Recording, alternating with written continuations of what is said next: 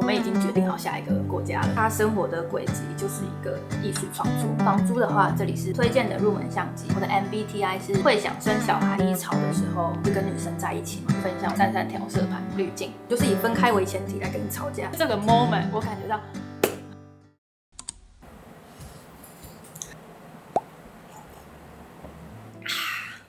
Hello， 我是33。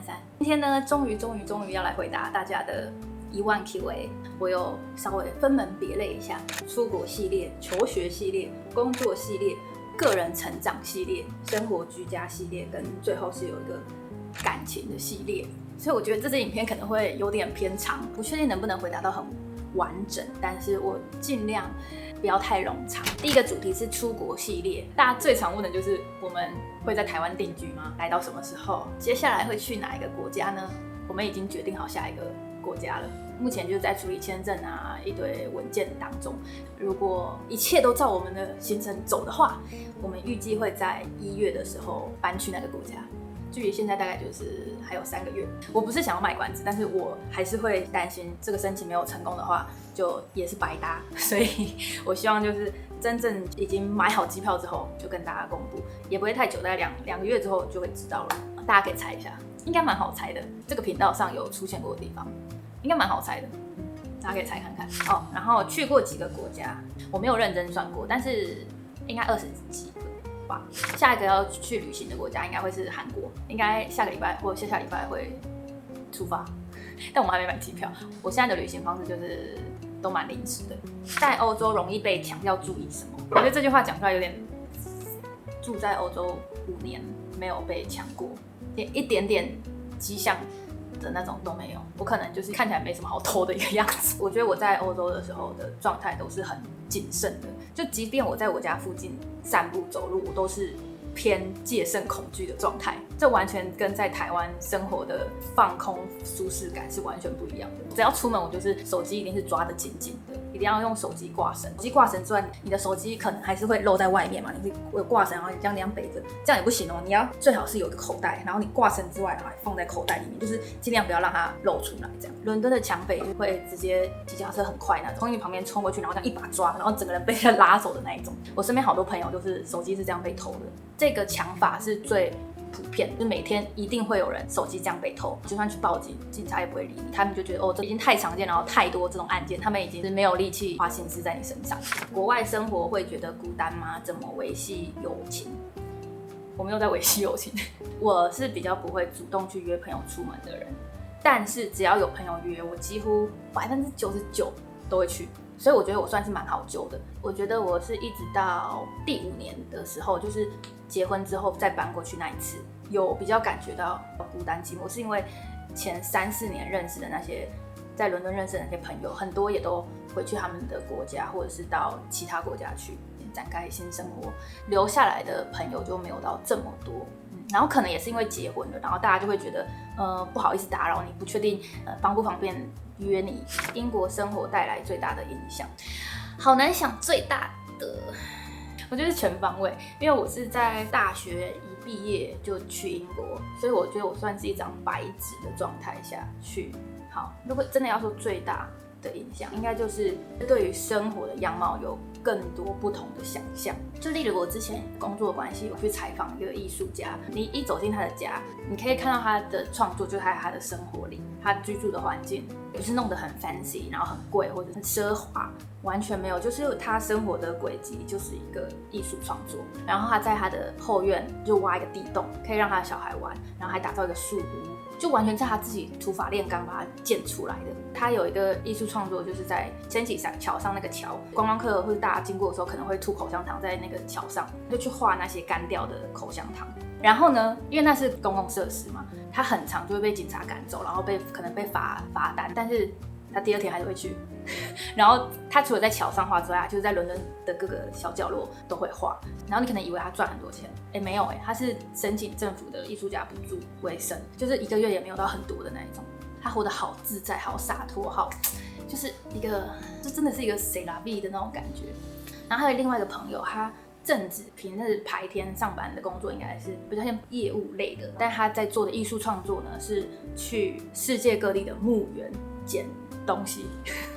然后把这些收集来的东西重新策展成一个展览。我就觉得超酷的，就好多这种人，千奇百怪，你想象不到的。所以那几年的生活对我来说，真的就是打开我的视野，让我看到生活有很多不同的样貌。下一个板块是求学，从哪里说起？我从小可能还没国小，被妈妈送去儿童绘画班，然后就一直学，一路就是学到小学6年级。在画室认识的朋友，有些就是国小也是读美术班的，他们就是很多人国中还是会继续考美术班，因为我觉得当时应该就是用美术班来招自由生，所以他其实真正是美术自由班。反正我就去考了，就有考上。国中考高中的时候也有高中美术班，高中就是读新竹女中美术班。国高中的时候的成绩都算中上吧。我人生最认真读书的时候应该是高中的时候，就我尽量想要把自己维持在班上前3名，因为可以领奖学金。前3名的话，你有一部分的学杂费是不用出的。然后我那时候就是以这个为目标，那时候会有这个想法，是因为我觉得其实读美术班也是蛮花钱的，就是你一条颜料就100块，然后你可能要买个20-30条。一支水彩笔，我记得大、中、小，就随便一支就要1000块。除了水彩笔之外，还有水墨笔。水墨笔、毛笔，然后你画水墨的笔跟写毛笔，这个毛笔又不一样哦。什么麦克笔，还有素描铅笔，我那时候就觉得我已经花父母很多的钱在画画上面。然后大学的时候是读电影系，北艺大电影系。我为什么会转成电影呢？是因为我觉得18岁以前都在画画，我觉得画到有点腻了。然后很多时候这个画画都是为了升学，为了拿到好的成绩而画。我不是真的享受在画画里面，我是为了成绩而画。我是闭着眼睛就知道什么加什么会是什么颜料，然后已经有一个公式，怎么画这个香蕉，怎么画这个苹果，怎么画这个空间。你就算不用有照片，你现在题目给我一个主题，我不用看都可以画出来。当时就是填鸭式的学习，当然那个也有好处，就是可以把你的基本功练得很好。但是我在18岁的时候就觉得，我想要试看看别的东西，还是希望是在艺术设计相关领域的。然后我就选了电影。选电影之外，我还选了动画。那时候因为我可以参加繁星计划，不知道大家有没有人是哪一个梯次的？我就看了一下北艺大还有什么其他，我就觉得电影好像可以试看看。北艺大的电影大学就会分好几组，那有美术，就是场景布置啊那些的，摄影、剪接、后制、表演、声音，应该就这6个吧。然后他们只收大概30个人，大1是不分组，就所有这些都要学。大2会开始可以选3个，大3的时候可以淘汰1个，大4的时候就可以选其中1个用那个毕业。这就是我在台湾的求学故事。待会会再讲到出国读研究所的部分。我在台湾求学阶段，我现在在想18岁以前的生活真的好苦哦。读书读到我现在就会觉得怎么有办法。我算是自我要求蛮高的，我会读书读到我妈叫我不要再读了的那种。国高中的生活作息，我很常会5点半起来，在床上起来，然后直接走2步到书桌前面开始读个20分钟到30分钟，然后到6点刷牙洗脸穿制服准备吃早餐，然后可能6点半我要准备去搭校车，大概6点40校车会在我家门口等我，坐车大概40到50分钟，7点半左右会到学校。6点40到7点半这段时间，我依然在背单字，然后准备今天在学校要考试的科目，然后会有早自习嘛，然后就开始一整天的上课到大概5点，有时候会留下来学校读晚自习，7点又开始继续读到晚上9点，9点半校车会再接我回家，然后回到家之后呢，洗个澡，可能10点又开始读，大概12点，然后才去睡觉，就是这样日复一日，好惨哦。然后在此同时，这只是学科哦，还有术科要兼顾。我觉得就是一个字苦。然后大学之后比较没有升学压力，我就决定我不要再像以前那样逼自己，因为我发现那不是真的我，那是我强迫逼自己的样子。到大学之后，我觉得因为上了表演课，所以比较开始把焦距放在我这个人身上。在大学以前，就是这个社会、这个学校要我做什么，我就逼自己到我所能及的地步。下一题是申请摄影硕士的过程跟经验谈。我申请硕士的时候是没有请代办，是去 UAL 的网站上看他们这个科系要什么资料、作品集，一个个列出来他们需要什么，然后我就去照他们的要求准备，然后就寄出。过个1个月嘛，然后收到面试通知，然后面试通知可能就是过几天要面试这样，我就面了大概可能20到30分钟，过几个礼拜，然后就收到录取通知。就没有什么特别。然后雅思的部分就是我考了2次，第一次有点像是裸考吧，就直接去考看有多难这样。考完第一次，我真的觉得太难了吧，就完全不知道在干嘛。第二次我在准备了3个多月，就是有考到我要的分数，然后就可以去上学了。留学故事，我可以举一个我觉得我印象蛮深刻的。开学的第1个礼拜吧，就比较是给世界各国的同学互相介绍，然后认识老师，老师跟我们讲这课程怎么样。我觉得其中一句话我很记得，老师跟我们讲说，你们接下来要做很多作品，但这些作品呢，都不要为了我而做，是要为了你们自己想做才做。他应该就是有遇到很多学生是为了要得高分，为了想要知道这老师的喜好而去做作品。他可能看很多这种，我在想他可能是对亚洲学生讲话。我莫名就对这句话蛮有感触的。你在这里真的可以随心所欲做你想要做的作品，而不是为了任何人的喜好。如何学好英文？我在国小的时候去上那种儿童美语，那就这样吧。然后都是跟学校学，一路都是读公立学校，所以就是很普通到不行的英文学习。要一直听大家说英语，空中英语教室，我也真的都会听会读。我们班就有那种从小就是有英语环境长大，就是他们家人会请英文家教跟他练口说啊，所以他的语感就超好。我超羡慕那种有那个环境已经练好语感的那种同学，超羡慕。我以前的记忆力蛮好的，又是蛮自律的嘛，所以我还是会硬背单词，硬塞所有的知识到我的脑里这样。所以我其实一路以来英文都算是我所有科目里面最好的。但是我说的好就是应付课业的好。后来比较好，我觉得真的就是环境的关系。我刚到英国的前3个月，我就觉得我过去20年学的英文，我把我自己丢到英国之后，你身边所有东西都是英文，不得不。我第1年可能听力就进步蛮多的，口说是到第2年的时候才比较有办法好好完整的表达一个句子。好，接下来是工作类。有人问说，不当摄影师会从事什么职业？我想超久，我觉得可能是平面设计。推荐的入门相机，我不知道，我不知道现在的相机都很好，没有什么不行。现在就是一直在挤牙膏而已。你只要进入一个相机店，然后你看到它的外形漂亮，你有感觉，你喜欢就买，就是凭感觉。什么时候会分享我的33调色盘滤镜？我有在我一个 IG post 下面留言说，等我 YouTube 10万订阅，我就来跟大家分享。大家赶快去身边好朋友的手机订阅一下。如何时间管理？我觉得我时间管理还不错。自己讲，我就是从小在学校制度训练出来的。我刚刚说国高中那个最苦的阶段，我会买一个本子，上面就是星期1、星期2、星期3，一直到星期天是1页。假如我今天晚上有3个小时可以读国英数，我可能会50分钟读1科，然后休息10分钟，然后再读50分钟，休息10分钟，再读50分钟，休息10分钟。这是举例，就是我连休息时间都会列出来，每个礼拜就会大概先列好我这个礼拜要读的科目，然后怎么分配我每天的时间。像那种琐碎通勤时间，我就会拿来做比较背英文单词。通勤时间有50分钟好了，我就会预习今天要考的科目。假如有3科，我可能就每一科再分15分钟、15分钟、15分钟，然后休息5分钟，刚好50分钟下车。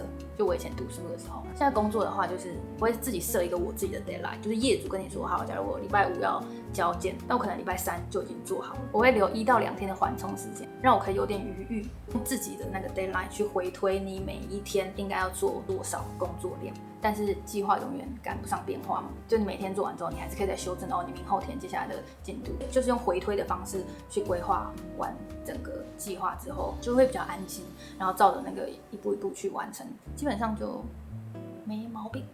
然后有人问说会开摄影展吗？我觉得如果有人邀我的话，有机会，但我应该不会主动做这件事情，因为我觉得摄影展我会希望它是有比较完整规划的。然后如果要有完整规划的话呢，我可能会需要有个团队，目前没有这个规划。为什么我还会常常去组器材？因为呢，我就是喜欢尝试不一样的镜头。因为我就是喜欢尝试不一样的东西。我在接到案子的时候，会看一下这个案子拍摄内容适合什么样的镜头，然后我想要尝试什么镜头，我还有没有没用过的镜头可以试看看这样。所以我蛮常会去组不同的器材。如何拍出33感 vlog？ 我上个月有接到 Sony 的拍摄邀约，就是教大家怎么拍 vlog， 然后我还去办公室跟他们开会一整个下午。最后我就决定，因为我觉得会拍跟你会教是2件事。以前我在读艺术大学的时候，就很常这老师好厉害，好厉害，就是业界的大师啊什么的，会来我们学校办讲座啊，或者是教一学期的课。他们很厉害没错，但他们不一定很会教。然后呢，我就觉得我目前还不是那会教学的人，所以这件事情就先缓缓吧。如何开始接案？我自己的经验都是真的就是朋友介绍，然后朋友的朋友、朋友的朋友的朋友，或者是直接 email 来问，90%都是介绍而来。接下来是比较多关于个人成长的部分。我的 MBTI 是 INFP 吧，调停者。但这个我大概是3-4年前测过，然后后来就再也没测过，所以我不知道我现在有没有变不一样。会想生小孩、养宠物吗？会。我脑中的画面是我小孩跟我的宠物是一起长大的，然后他们可以当好朋友一起玩的画面。但生小孩的话，可能等我高龄产妇的时候我才想要生，就我不一定要有，但是有的话也 OK。快要不能生的时候再开始生，因为现在的重心还是想要在我自己身上，我还没有力气去照顾其他生物。最近在学什么？未来想要接触什么事？我最近就在学陶艺啊，大家有看我 IG 的话就知道。我学了超过半年的。我为什么想学陶艺？就是我后来发现我还是比较喜欢自己动手做任何事。我觉得做陶艺跟之前我讲就是冲底片很像，那是你跟你自己一个人的相处、搏斗、冒险。我可以进到我自己的世界，我很喜欢那样的感觉。不知道大家懂我在讲什么吗？近视雷射后的感想跟所有人一样，就是只有觉得怎么不早一点做。低潮的时候会做什么？我发现我低潮的时候会去逛包雅，一个人去逛包雅。我不知道为什么就觉得很舒压，可以看一下有什么新的东西，新的眼线、新的粉扑，然后就像摸一下那个刷子，很疗愈。有什么新的指甲油颜色我还没有，然后再骑脚踏车回家，大概1个小时。我觉得应该就是一个转换型的感觉，这样就可以好一大半。再来就是阅读，看小说、看散文，都可以抽离进入别人的故事。看别人的生活，看别人的状态，或是看那个角色的纠结的领悟，你就会觉得哦，其实生活就是这样，好像也没有什么绝对，然后就可以继续活下去。接下来是生活居家的部分，居家布置灵感，我会有这几个。如何在台北市找到这么赞的物件？我觉得完全就是运气。我当初在滑591的时候也是很恐慌，就觉得要找到我们觉得 OK 的可能，但是就还是每天照3餐，有空就滑，有空就滑，有空就滑。那这一间刚释出，那时候我们在加拿大，其实我就请我身边的好朋友帮忙，问他们能不能打电话给房仲，问看看这间还有吗？然后问他们能不能帮我看房。所以我当初就是其实视讯看房，然后我们也只看了这一间，我就说好，我要了。当初其中一个我觉得最重要的条件就是我们要空屋，不要有任何房东的东西。这个房子的坪数跟房租，房东那时候是写大概25坪，房租的话这里是5万块。国外租过房子，在台湾租过房子，加起来大概有10年的经验，我觉得算是蛮合理的价格。我们就是一人付1半这样。买房规划，目前我们没有规划。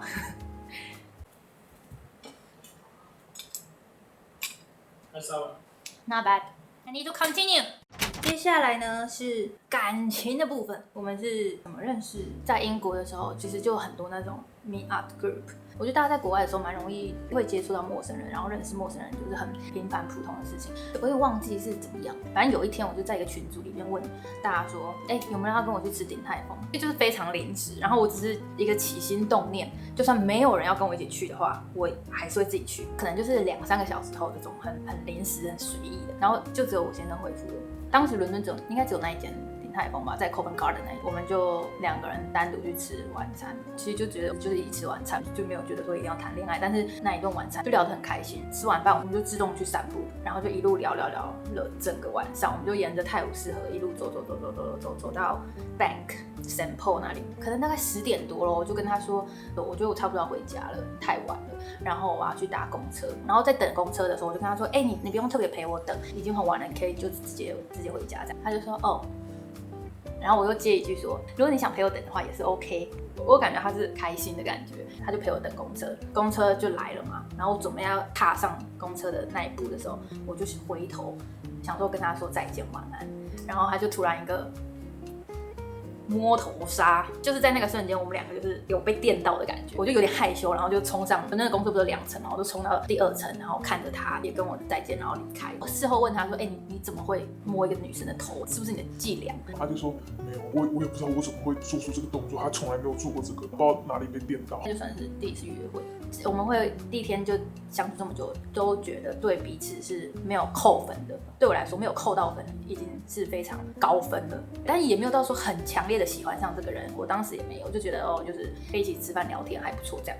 有人问说我们结婚是有仪式办婚礼什么的吗？我们是完全没有办婚礼，然后也没有什么仪式，就是去户政事务所登记，然后跟好朋友一起吃晚餐，可能不到10个人这种就没了，甚至我爸妈也没来。我想说，好像不需要吧，就觉得还好而且是我跟我先生去户政事务所登记完，爸妈才第一次见到他本人。从小到大，我爸妈都是比较放牛吃草型的，对于我的课业啊、我的感情，他们都不会太过问。我所有事情都是决定之后才跟他们分享。我一直以来好像都不会太咨询他们的意见，因为我自己就可以决定好，我蛮放心我做的所有决定，然后他们也不会干涉。像我要去交换学生，也是收到入学通知之后，我再跟他们说，我下个学期要去北京交换学生哦，打工度假也是，我已经被抽中之后，我才跟他们说之后要去英国打工度假哦。然后他们的反应基本上都是好啊，去啊。他们也知道我自己可以照顾好自己，就像我之前面讲的，读书的时候我妈会叫我不要再读了的那种。吵架如何和好，通常都是对方来跟我道歉。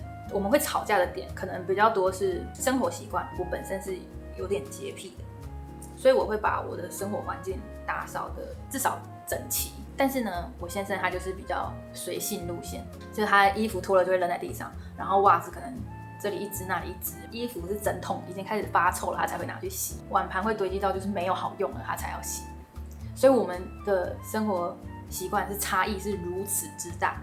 我们争吵的点比较多是这个部分，在婚前就知道你的生活差异这么大，你干嘛还跟他结婚？就是因为我有看到他的潜力，他其实是可以一尘不染的，但是他要是房东要来修东西，或者是有谁要来的时候，他才会做一个大整理，所以他是有这个能力的，只是看他要不要做而已。我就觉得这部分是我们是可以再沟通协调的。他是金牛座，他就是对钱比较敏感。我就跟他，如果我看到地上有乱拖的袜子或是裤子、衣服的话，一件罚1000块。从此之后，基本上没有这个问题了，就是要学会对症下药。我也会让他体验到我这样的干净整洁的生活形态带来的好处有这些。你是不是也很享受这些好处？他觉得没错。如果你也想要享受这样子的舒服程度，那你也是这个家的一员，你不能只能带来破坏。你偶尔没有注意到的地方没关系，但是我们是可以互相 cover 的。我也不是说你一次就要到位，你有这个意愿想要跟我维持这样的生活形态的话，那我们就可以继续生活下去。如果你觉得这样子的干净舒服的生活对你来说不是首要必要的话，那我们不用一起生活也没关系。我就是很明确的跟他说，我的生活条件是这样，你如果想参与的话，你就要跟我一起努力。那如果你觉得乱七八糟更胜于舒服的生活环境的话，就代表我们不适合嘛，我们要分开也 OK， 那给你选。所以他就选了要跟我一起努力。我之前在伦敦的时候，我好像就出去玩个3天不在家，回来我们家开始有老鼠，他就知道我在家的重要性。这一题蛮有趣，他说如果没有遇到现在的先生，觉得自己会喜欢女生或是跟女生在一起吗？我其实是觉得跟他在一起之后，我觉得好像跟女生在一起更知道彼此要什么。女生感觉是来自同一个星球，然后男生是另一个星球。跟女生在一起，是不是生活就没有这么多要磨合的地方？异国恋最大的困难是什么？怎么克服？异国恋还是同国恋都不简单。整个谈感情的历程，我觉得基本上是蛮顺利的。就我从18岁开始到现在中间没有空窗期过，一个结束换下一个，下一个结束换下一个，然后也都是我决定要离开。我是不否认，我觉得我在感情里算是偏强势的。当我们有争执的时候，我就是以分开为前提来跟你吵架。我不怕失去你，是你要怕。我敢有这个前提，是因为我很确定我是站得住脚。你能说服我，我真的是错，那我就是跟你道歉。我有看到表姐讲过一句话，她说人太好的女生基本上情路都不会太好。我蛮同意这句话的。前任的现任女朋友来问我要怎么跟我的前任，也就是她现在的男友相处。我那个闺蜜就是我们认识了20几年，她说那个女生一定是不够凶，你很清楚你自己要什么，然后你也不怕失去，那个气场就是不一样。然后要怎么样有这样的气场呢？就是你要 make sure 你把自己的一切都打理得好好的，你也不用依附在任何人身上。这样的状态，没有人能够 PUA 你。我算是一个比较不会被情绪勒索的人，你勒我，我没有要给你勒就是你干嘛，什么样的心情或情境会决定和一个人在一起。我觉得经历了里面的叙述之后，你们就应该知道我算是蛮独立的人。要让我觉得我可以很放心的把事情交给这个人不容易。我会倾向我所有事情都自己来，然后我一定可以做得还不错。如果有一个人可以做得比我还好，我不用担心这件事情交付给他，还要一直 check in 说，你做到哪里了，还好吗？然后什么什么的。尤其在生活方面，有些人工作能力很好，就很多事情都可以做得很好，但是他的生活一团糟。但我很在意你的生活，把他自己照顾好之外，还可以互相 cover 一些。我知道我会把我自己照顾得好好的，我可以帮忙，但是你不能把我当成保姆。因为我有一任，我每次讲这个故事，我朋友也都会傻眼。我有一任，我觉得他算是蛮完美的，但为什么我最后决定会想要分开，就是因为他生活偏一团乱。如果我们一起出去玩，要订展览的票啊，或是订机票啊，他永远会出包。我觉得小失误可能2、3次、4、5次 OK， 可是他已经是变成一个日常了。你怎么帮忙，你怎么去避免任何困难，但是他永远会出各种包给你。第一次感觉先是很燥，是我们那时候就去瑞典那一次，我问他要不要问我要不要当他女朋友那一次，就是我们才认识可能第3个礼拜吧，因为瑞典都不是我们会的语言。我们在搭地铁的时候，这是一个 moment， 我感觉到这个人是 trustworthy。我们走地铁要去月台的时候，就这样走楼梯这样下来，通常就会有指标说左边或是右边是要去东边或是往西边的路线嘛。我通常就是我一踏到楼梯开始看说好我要走左边还是右边，走到月台上我就可以直接左边或者右边走，我是这样的人。然后呢，那一次就是我们在楼梯上往下的时候，他就在我耳边说等一下左边，就是这个 moment 我感觉到加分，就是他比我还早判定说好我们等一下要就是直接往左边或者往右边走。大家不知道能不能 get 到，反正就是这种很小的细节会让我觉得这个人是很值得信任，然后是可以互相照顾的。其实还有一小的部分是其他，有人跟你说我最喜欢的华语歌手，我没有到很追星的那一种人，但我小时候可能国小吧，超喜欢黄义达。现在不知道有没有人知道黄义达？我是那种会做那个板，然后去签唱会现场拿着那种。但也就是那个时期有真的有追星的感觉。包头怎么绑？我真的是乱绑。我等一下可以拍一小段，就是我怎么绑。我真的就只是这样把全部头发捞起来，然后绑，然后转塞进去，这样没有什么特别的技巧，简单到我觉得我不好意思分享。以上就是这次的10000 Q&A， 谢谢大家的支持。然后有很多问题我真的是尽量能回答就回答，很难回答到非常完整，每一题都回答。类似的题目我都把它结合在一起，然后回复给大家。希望大家有觉得更认识我一些，然后还有更多问题的话，也可以在留言区留言。下一次可能就是5万、10万 Q&A， 不知道我的频道能活这么久吗？大家快点去拿身边朋友的手机出来订阅。好，那就下次影片再见喽。拜拜。